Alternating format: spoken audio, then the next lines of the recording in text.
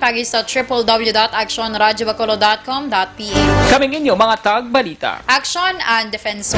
Kag-Aksyon Day, Salazar para sa mga headlines sa una kita sa mga balita lokal. Task Force Disiplina pagatukuron sa Bacolod agud tutukan ang mga wala nagasunod sa minimum health standard. Bago City Health Office nagklaro wala sang local transmission sa COVID-19 sa syudad. Sa balita national, gobyerno ginaprubahan ang backpack barrier design para sa motorsiklo. Nationwide, hatid probinsya sa mga LSIs, posible patigayunon sa Hulyo 25 kag 26. Kag sa atong balita international, US nakarecord sa malapit sa 60,000 kanang positibo sa COVID-19 sa sulod sa 24 oras. Sa sports balita, Rondo nakangkon sang thumb injury sa practice sang Lakers. Kag sa atong balita entertainment, komedyante nga si Kim Idol nagtaliwan na. Una sa balita, una sa aksyon. Detalye sa mga nagapanguna nga balita lokal pagkatapos gidamang sini.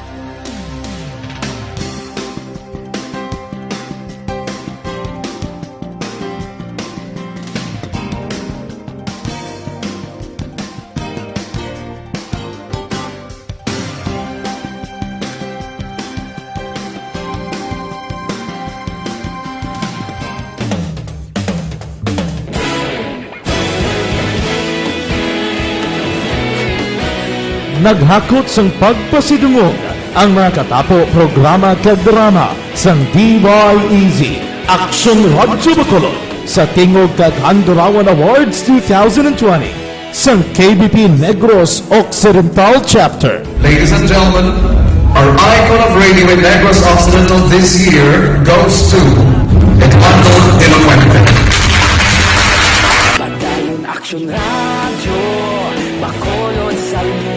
Ginpasidunggan bilang icon of radio si Eduardo de la Fuente, Anchorman of the Year Art Tayhupon, Reporter of the Year Brian Morden, News Presenter of the Year Boy Duran, Special Awards for Administrative Nani Kirao, Best Radio Drama ang Timbangan sang Katarungan, Best News Program for AM Aksyon Balita Banat Bulid ni Aksyon Rex Canton kag Best Entertainment Program for AM This Is My Life ni Tita Wilma Sugaton. Madamo gid ni salamat mga ka-aksyon sa inyo palagi na pagpamati. Una sa balita, una sa aksyon. Una sa balita, una sa aksyon. Una sa balita, una sa aksyon. Una sa balita, una sa aksyon. Una sa balita, una sa aksyon. Una sa balita, una sa aksyon. Una sa balita, una sa aksyon. Una sa balita, una sa aksyon. Una sa balita, una sa aksyon. Una sa balita, una sa aksyon. Sa Bacolod. Aksyon Radio.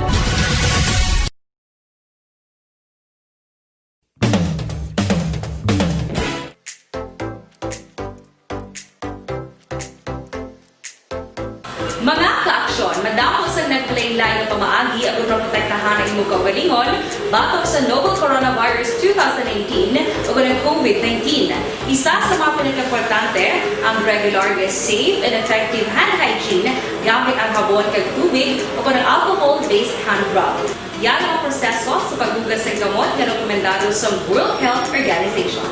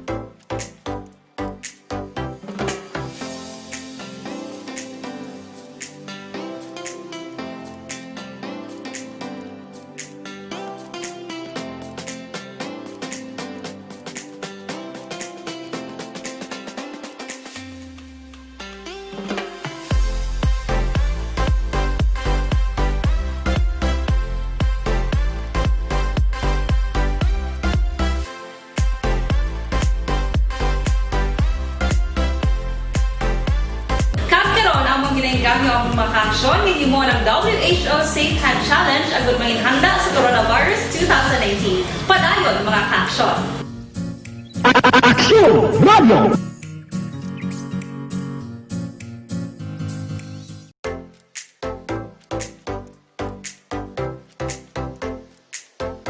Mga kaaksyon, madamo sa nagpalaylay ng pamaagi at protektahan ang imong kaugalingon batok sa novel coronavirus 2018 o ng COVID-19. Isa sa mga pinaka-importante ang regular, safe, and effective hand hygiene gamit ang habon kag tubig o ng alcohol-based hand rub. Yan ang proseso sa paghugas ng gamot na rekomendado sa World Health Organization.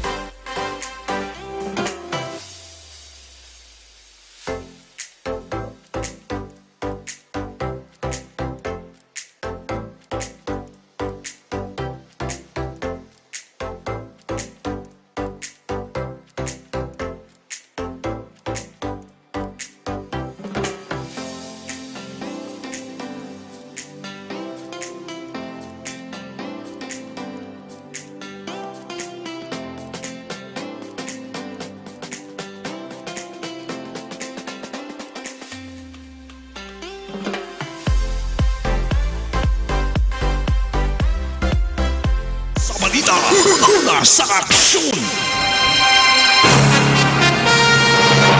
Lasay sa 13 Action Radio Philippine Standard Time kagkaroon sa detalye na sang mga balita lokal. Magatukod ang gobyerno sang syudad sa makolod sang task force disiplina sa tuyo nga ma-intensify ang pagpanakop sa mga persona nga wala nagasunod sa minimum health standard. Ginpahayag ni Vice Mayor Alcida Familiaran Chair sa makolod IATF. May gin-issue na si Mayor Bing Lunardiyang Executive Order kon EO nga nagatukod sang task force sa giniyang pamunuan na Executive Assistant Celestino Guara hag pagabugusan sa mga personnel sang Public Order Safety Employees sa Konposo. Suno sa Vice Alcalde, useless ang ordinansa kung wala sang may magpanakop. Kasunod nga iyan na notisyahan nga ginaligar wala nag-operate ang mga barangay. Magluwas na lamang sa kapulisan nga padayon ng pagdakop sa mga violators. Boss nga daw Martes, magasapol ang task force para talakayon ang iga-issue nga pre-numbered citation ticket para sa mga violators. Wala pa sang patod nga petsa kung sano ang unang operasyon sang task force. Kasunod nga wala pa sang may na imprenta nga citation ticket. Ang kuhay ng task force disiplina, di man ako libot ko pilot na po. Kaya barangay daw ay mga panakop useless. Nakaroon pa sa ito, pinansya nga, hindi po lang natin pag-strictly implement. Kung mag-spread ang virus, kita man masyapan tanan. Dapat yan si Vice Mayor Alcida Familiaran. Agamiandahan ni City Councilor Archie Baribar ang curfew ordinance ng syudad sa Bacolod. Ini matapos ang duwa ka committee conferences nga ginpatigayon ni Baribar angot sa pangabay sang sektor sa negosyante nga i-adjust ang curfew hours sa syudad para makarecover ang ekonomiya. Suno kay Baribar, iya iduso nga kun ang syudad ang napaidalom na sa GCQ, ang curfew ang mag-uumpisa alas 10 ng gabi. Kun MGCQ, ang curfew mag-uumpisa alas 11 sang gabi. Kag kun new normal, ang curfew ang magasugod alas 12 sang tungang gabi, tubtub alas 4 sang kagahon. Suno kay Baribar, ang curfew sa Bacolod ang mga depende na sa quarantine mode nga ipatuman. Ginklaro man sini nga alas 10 ang gabi pa ang kung maumpisa ang curfew sa Bacolod sa siningatinion sa idalom sang MGCQ bangod wala pa sang formal nga namiandahan ang ordinansa. So nga semana maghahimo si Baribar sa committee report kag posible sa masunod nga semana maamiandahan na ang curfew ordinance. Sa dugang nga balita lokal, 15 ka mga super flights Manila Bacolod, Bacolod Manila ang natirana nga patigayunon sang tatlo ka mga airlines para sa mga returning migrantes residents subong nga bulan sang Hulyo. Sa schedule nga ginpost ang Negros Occidental Tourism Division umpisa buwas nga adlaw Hulyo 14. Una nga magapatigayon sang sweeper flight ang Cebu Pacific. Ining pagasundan sing ilabiyahe sa Hulyo 16, 21, 23, 28 kag 30. Sa Hulyo 17, 20, 24 kag 31 naman magabiyahe ang Philippine Airlines samtang mag-uumpisa ang sweeper flights ang Air Asia sa Hulyo 18, 22, 25 kag 29. Ginpanugyan sang NOTD sa mga pasahero nga magbakal sang ticket direkta sa sining mga airlines. Hagsundon ang protocol sang LGU lakipman ang mga travel requirements. Nag-abot sa syudad sa Bacolod ang kapin 31 ka mga locally stranded individuals sa kun LSI kag authorized person outside residence sa kun apor sa gikan sa Metro Manila subong nga adlaw. Ini ang unang nga batch sa LSIs kag apors nga nagabiyahe pabalik sa Bacolod matapos ang duha ka semana nga ginuntat ang ilang biyahe pabalik sa Western Visayas. Sunod kay Councilor Cinder Rojas ang chair sa action team on returning non-OFW residents. Ang 31 ka mga LSIs kag apors nga nag-abot sa Bacolod sa Bacolod City Airport sakay sa Philippine Airlines ang gindala sa quarantine centers kag ginpaidalom sa RT-PCR test. Ginapaabot ni Rojas nga kada adlaw may yana sang LSIs o kon apors nga mag-aabot sa syudad. Ginpatag sang konsehal base sa pag-sinapol sa mga opisyal sang syudad sa tung Sabado, ang apor ang mga-tiner sa Bacolod sang 5 ka adlaw panubo ang ipaidalom sa swab test kag pwede na nga maka-obra samtang ang apor nga mga-tiner sa Bacolod sang masobra 5 ka adlaw ang ipaidalom sa swab test kay quarantine. Ginakabig ni Rojas nga gray area ang pulisa sang gobyerno nasyonal angod sa unhampered travel sang apor pero wala man sila sa mahimo kundi magsunod sa mando. Samtang ginklaro naman sa Bacolod City Health Office o kon BCHO nga wala sa COVID-19 local transmission sa mga syudad sang Bago Negros Occidental. Sa post ng Bago City Facebook page nga The City Bridge ginpahayag sini nga wala sa kabalakan ng ilang mga residente sa confirmed case number 10 nga 58 anyos nga babae bisan pa nga ini ang hindi LSI o kag hindi man OFW. Sudo sa BCHO ang naga-positibo amo ang Iloy sang confirmed case number 6 nga 36 o kon 38 anyos nga lalaking nga residente sang barangay Pakol.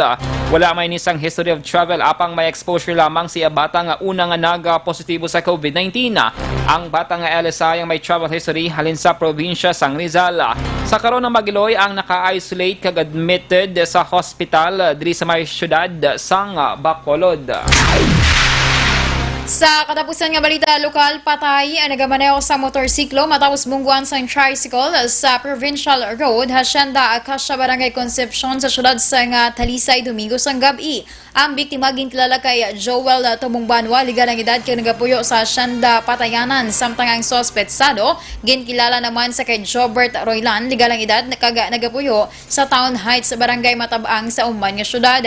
Sunog kay Police Senior Master Sergeant Reginaldo Suelto sa ang Talisay PNP Chief Investigator. Nagtabok o nag-counterflow ang tricycle sa piyak nga dalan kag nagsalpukanay sila sang motorsiklo nga gitunaan naman sang kamatayon ni Tubong Banwa. Dugang pa ni Suelto ginabulong man sa hospital si Roylan matapos nga napilasan man ini sa among nga aksidente. Ginahulat pa ang desisyon sa pamilya sa napatay kung ano ang ila plano batok sa sospetsado. Una sa balita, una sa aksyon. Lasay sa 20 Action Radio Philippine Standard Time, indicate magkalipat nga maginom sang DTX 500. Ugali ang paginom sang DTX 500 nga may tatlo ka anti-diabetic properties sa quarantine nga nagapanubos sang glucose vicina nga nagakontrol sa mga blood sugar kag polypeptide may kaangay nga epekto sang insulina. Mag DTX 500 capsule sa kada adlaw ang produkto nga DTX 500 ang pwede na ma-order online kag ma-deliver sa inyong nga balay. Magbisita lamang sa www.kalusuganyan.ph or pwede man i-check ang Kalusugan Yan Facebook page. Ginapangita mo bala epektibo nga supplement para sa hypertension, diabetes, may kodra nga dugo nga nagadulot man sa nagkalain-lain nga sakit. Ari ang solusyon sa atong mga ka-aksyon sa Anton Plus Gold. Mas ginpanami kag mas ginpa-epektibo bangod mayar ini sang extracted nga mangosteen, balunggay, amarguso, garlic kag spirulina. Ang Santon Plus Gold mabakal sa mga butika sa tag 14 14.50 pesos lamang. Una sa balita, una sa aksyon. Detalye sa mga nagapangunang balita nasyonal pagkatapos gid lamang sini.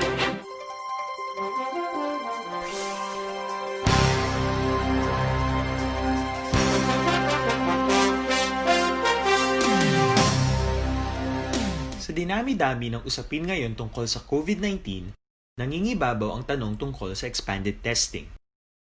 Ano nga ba ang expanded testing?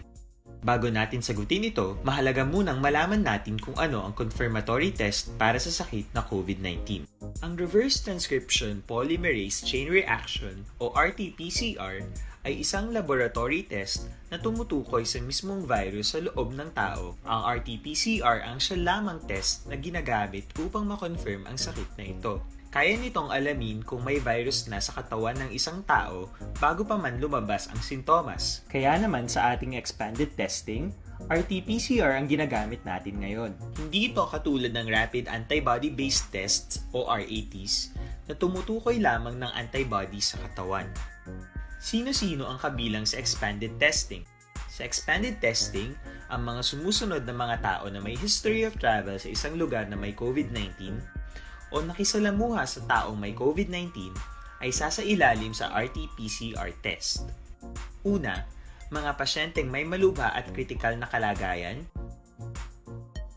Ikalawa, mga pasyenteng may edad 60 pataas, pasyenteng mayroong ibang sakit, o mga pasyenteng may maselang pagbubuntis. Ikatlo, mga pasyenteng may bahagyang sintomas. At ikaapat, iba pa nating kababayan at mga healthcare workers na walang sintomas ngunit may travel history o contact. Mayroon na tayong mga laboratorio na kayang gumawa ng RT-PCR sa Luzon, Visayas at Mindanao. Sa kasalukuyan, layunin ng ating gobyerno na tumaas pa ang health system capacity ng bansa upang matest sina lolo, lola, kuya at ate na pasok sa populasyong kailangan ng testing.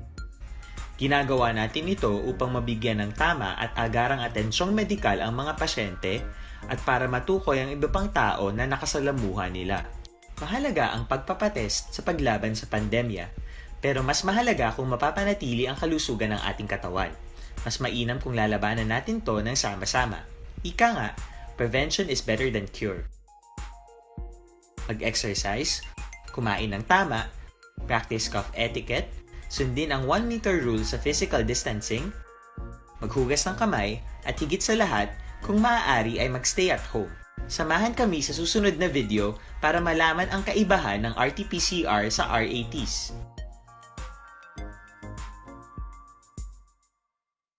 Sa dinami-dami ng usapin ngayon tungkol sa COVID-19, nangingibabaw ang tanong tungkol sa expanded testing.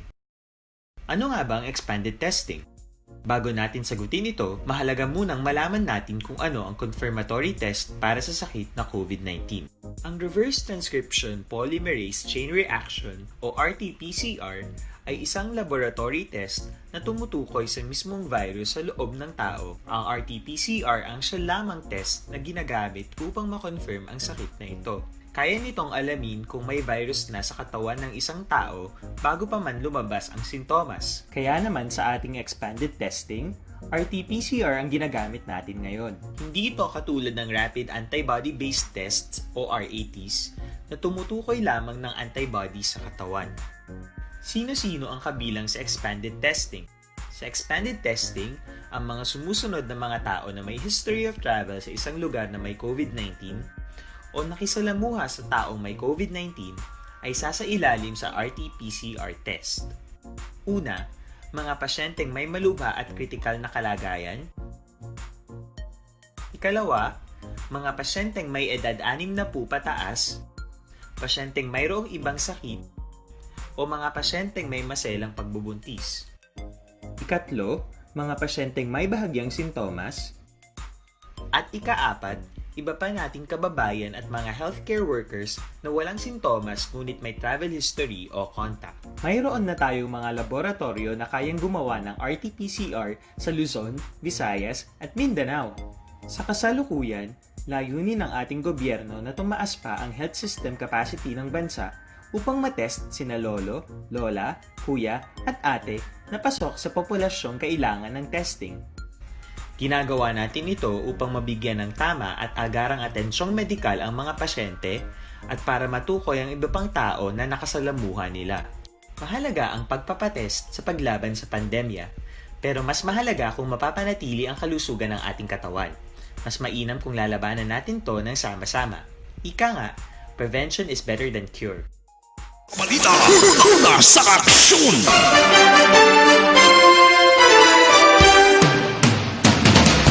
Lasay sa 26 Aksyon Radio Philippines Standard Time kagkaroon sa detalye na sa Balita National.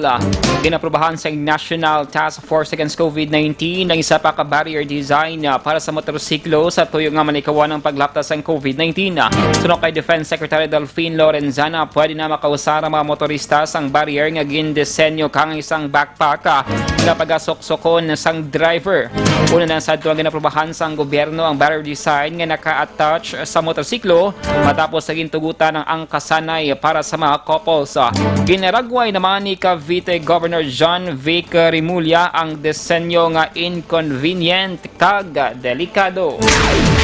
Posible patigayunon sa Hulyo 25 kag 26 ang nationwide hatid probinsya sa mga locally stranded individuals sa kun LSIs. Sa televised briefing, ginpahayag ni COVID-19 Task Force Chief Implementer Carlito Galvez, ginistorya na nila ang mga alkalde kag gobernador sa kada probinsya nga pahanugutan na ang mga LSIs nga magkapauli tungod na tapos na ang moratorium. Dugang pa ni Galvez, tuyo sini para maghagan-hagan na ang kabudlay sa mga LSIs nga ginaantos ilabi na ang yara nagatiner sa terminal kag airport. Palayag pa ni Galvez nga natala na pa sila nga magsapol agud istoryahan ang panibago nga protocols sa pagbaton sa mga LSI. Samtang ginakonsiderar ang pulo ka mga military officers nga mangin na mas sunod nga chiefs ng Armed Forces of the Philippines sa AFP.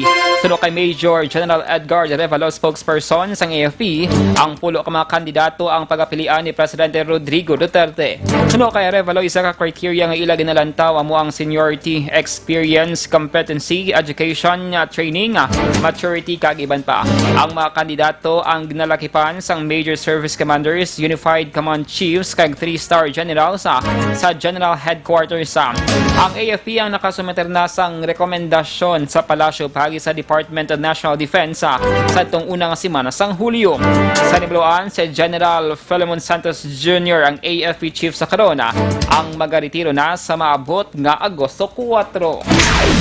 Magatubang sa National Bureau of Investigation kung NBI ang siyam ka mga pulis nga ginatulo responsable sa kamatayon sang 4 ka soldado sa Hulusulo subong nga semana. Sunod kay PNP Chief General Archie Francisco Gamboa, nakabato na siya sa notisya halin sa NBI angod sa pagpadala sa siyam ka pulis anuman nga oras agud nga maghatag sang idapatag kung ano ang natabo sa barangay Busbos nagligad nga bulan.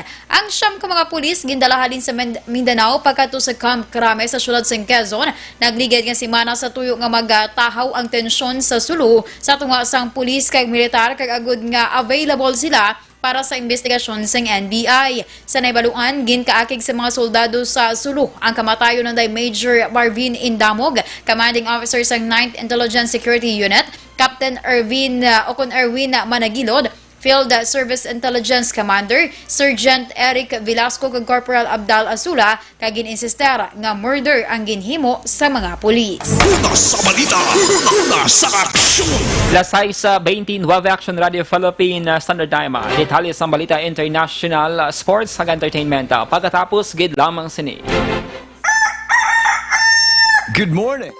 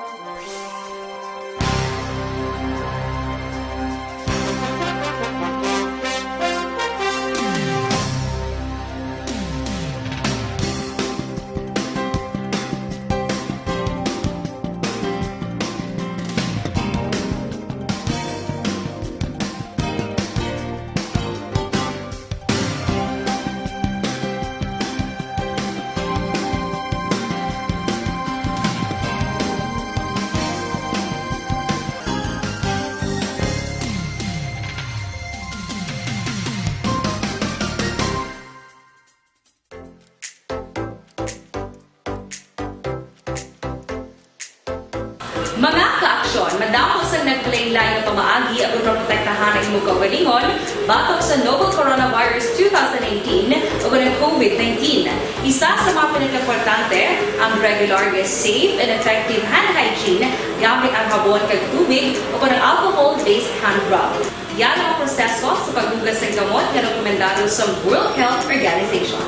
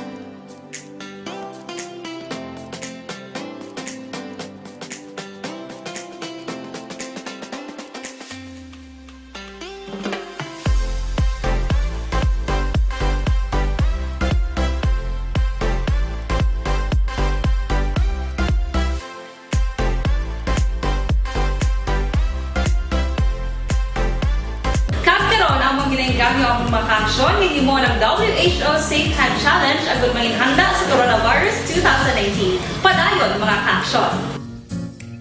Aksyon Radio! Para labanan ang banta ng COVID-19 sa ating bansa, mahalaga ang kooperasyon ng bawat isa. Ang pananatili sa loob ng bahay ay isa sa pinakasimple pero pinaka-epektibong paraan para hindi kumalat ang virus. Kunwari, ikaw ang tuldok na ito. Malusog ka at malakas. Lumabas ka ng bahay. Ang hindi mo alam, may nakasalamuha ka ng may COVID-19. Tandaan, mahirap malaman kung sino ang may virus, pero madali itong maipasa sa iba.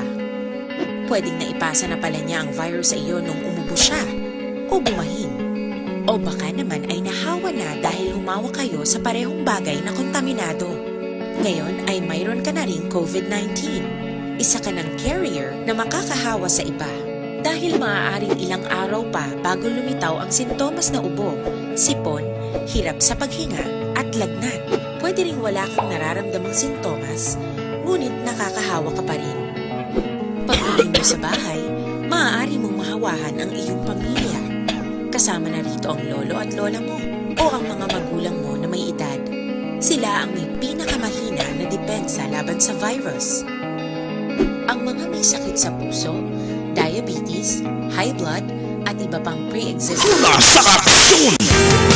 Sa atong Balita International, nakarecord sang 59,747 ka panibagong kaso sa COVID-19 ng Estados Unidos sa sulod sang 24 oras sunod sa tali sang Johns Hopkins University.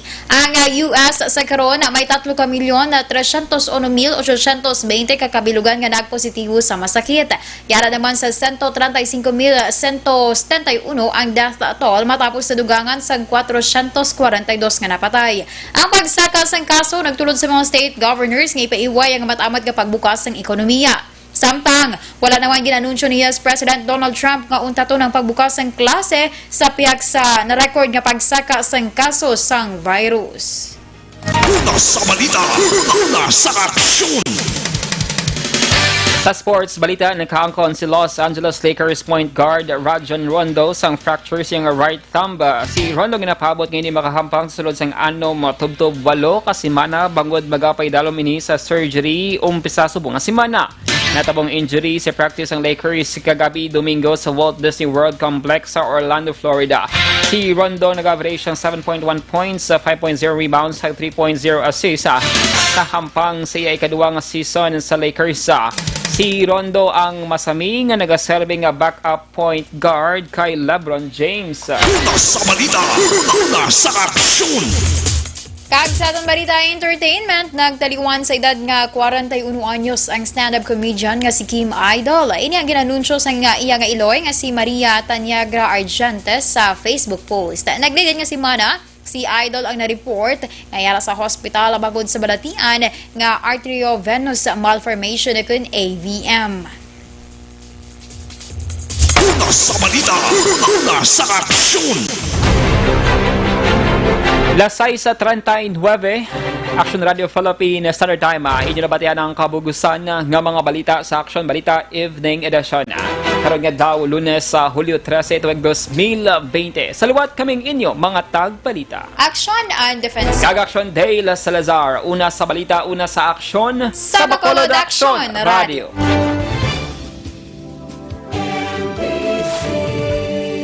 Manila Broadcasting Company.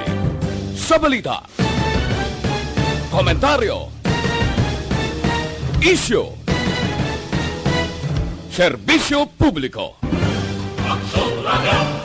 Sa Bacolod, Aksyon Radio. Aksyon Radio.